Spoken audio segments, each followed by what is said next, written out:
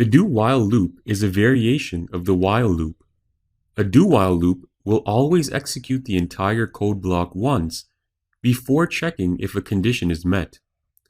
If the condition is met after the first pass, it will then loop the code block as long as the condition remains true.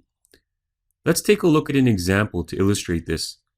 On this HTML page, we have a JavaScript function that's executed when a button is clicked.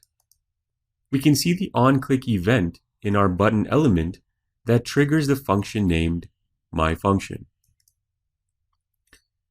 The function in our JavaScript tag starts with defining a variable named I with an initial value of 0.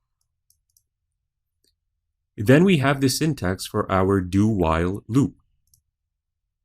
This loop will start by outputting the value of I and incrementing it by 1.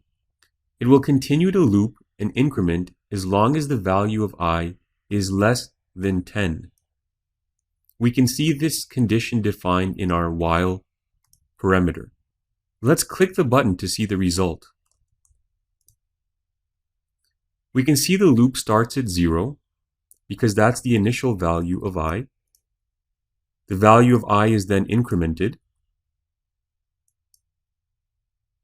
It is incremented until the value of I reaches 9, which is less than 10. Now let's see what would happen if we were to change the initial value of I to 11. We can see that the output is now 11.